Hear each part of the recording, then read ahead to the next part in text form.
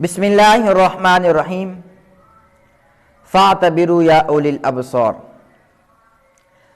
اللہ کبھی کبھی اپنے بندوں کو ایسے واقعات دکھاتے ہیں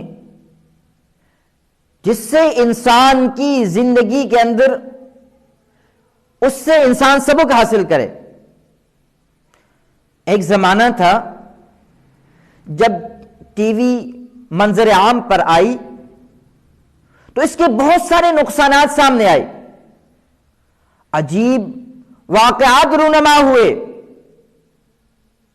اور اللہ نے اپنے بندوں کو یہ اس لیے دکھائے تاکہ میرے بندے اس سے سبق حاصل کریں۔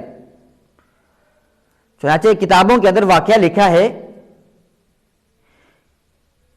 کہ ایک ماں اپنی بیٹی کو رمضان کے مہینے کے اندر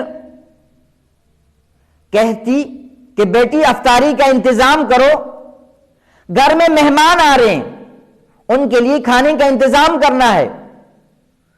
تو بیٹی کی کانوں کے اوپر جب ماں کی آواز پڑتی تو بیٹی نے آگے سے جواب دیا، اماں جی آج بہت اہم ڈرامہ ہے جس کو میں نے دیکھنا ہے۔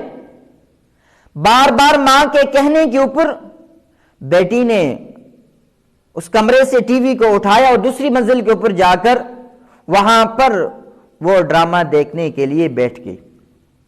افطاری کا وقت ہو گیا، ماں بار بار کہتی ہے مہمان آگے گھر میں افطاری تیار ہوگی۔ جب افطاری کرنے لگے تو ماں نے جا کر اوپر دروازے کے اوپر دستک دی کہ بیٹی آپ تو آ جا، لیکن اندر سے کوئی جواب نہیں آ رہا، کوئی جواب نہیں۔ اس ماں نے اپنے بیٹے کو بلایا، اپنے شوہر کو بلایا، دروازہ توڑا اور اندر جا کر کیا دیکھتے ہیں کہ وہ بیٹی اوندے منہ زمین پر پڑی ہے اور روح پرواز ہوگی۔ اب گھر کے اندر پریشانی کا عالم ہو گیا، ہر طرف خوف ہی خوف طاری ہو گیا۔ اب ماں اور بیٹا اور اس کا شوہر یہ سب نے مل کر اب اس بیٹی کو اٹھانے لگے۔ اب اس کی لاش اتنی وزنی ہوگی جیسے ٹنوں کے حساب سے۔ بہت سارے لوگ جمع ہو گئے، جب ٹی وی کو اٹھایا، اب اس لاش کو اٹھایا تو وہ بھی اٹھ گئی۔ اب قدرت کا نظام ایسے کہ جس وقت اس لاش کو اٹھانا پڑتا تو پہلے ٹی وی کو اٹھاتے۔ اب جب اس کو غسل دینے کے لیے لے کے جا رہے ہیں، پہلے ٹی وی کو ساتھ لے کے جا رہے ہیں۔ اب جنازہ جا رہا ہے قبرستان کی طرف، آگے آگے ٹی وی جا رہی ہے اور پیچھے پیچھے جنازہ جا رہا ہے۔ فَاعْتَبِرُوا يَا أُولِي الْأَبْصَارِ۔ اور جب اس میت کو قبر کے اندر رکھنے کی نوبت آتی ہے، وقت آتا ہے، اتنا وزنی کہ اس کو اٹھا کر قبر میں نہیں رکھ سکتے۔ پہلے قبر کے اندر ٹی وی کو رکھا گیا تو پھر اس کی لاش کو اٹھا کر قبر میں رکھا، لیکن انہوں نے کہا کہ اب تو عورت کو قبر کے اندر رکھ دیا ہے بیٹی کو، تو اس نے ٹی وی کو نکال دیا۔ اللہ نے زمین کو حکم کیا، زمین نے اس کی لاش کو اٹھا کر باہر پھینک دیا۔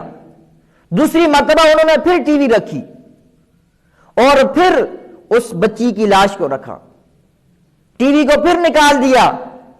تیسری مرتبہ پھر اللہ کا حکم ہوا کہ وہ قبر سے لاش باہر آ گئی۔